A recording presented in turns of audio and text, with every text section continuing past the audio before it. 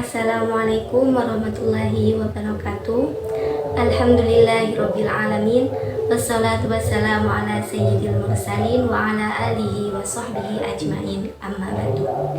Yang saya hormati kepada pengasuh Pondok Pesantren Zainul Hasan Genggong, Kiai Haji Hasan Mutawakkil Allah SHMM, dan yang saya hormati kepada Rektor Universitas Islam Zainul Hasan Genggong, Dr. Abdul Aziz Wahab MAG, dan yang saya hormati kepada Dekan Fakultas Tadris Umum serta dosen pengampu mata kuliah evaluasi pembelajaran matematika, yakni Ustazah Wahyu Lestari MPD, dan yang saya hormati kepada Ketua Program Studi Tadris Matematika, Ustazah Eka Rahayu MPD, dan tak lupa pula kepada teman-teman sekalian.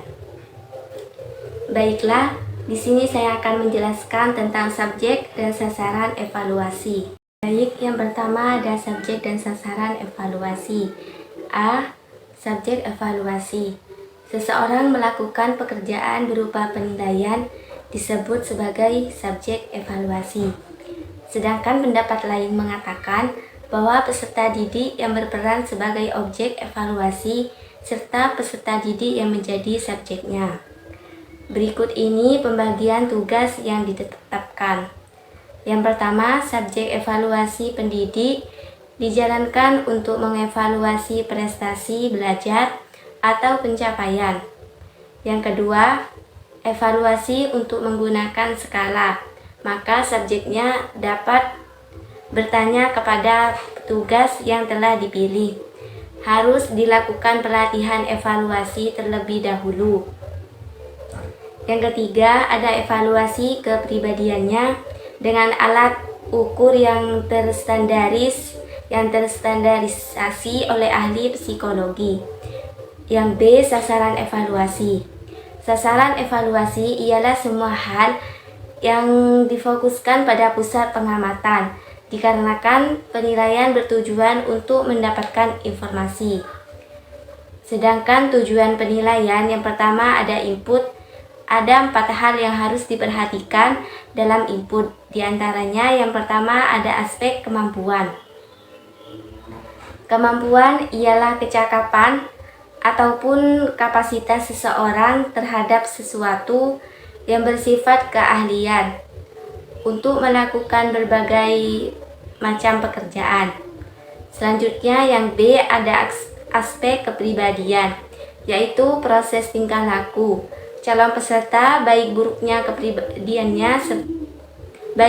kepribadiannya secara mereka psikologis mempengaruhi keberhasilannya dalam mengikuti pembelajaran. Yang C ada aspek sikap. Sikap sebagai gambaran kepribadian manusia yang memancar keluar. Sikap dalam bergaul sangat perlu diperhatikan. Maka dari itu perlu dievaluasi sebelum mengikuti program pendidikan tertentu.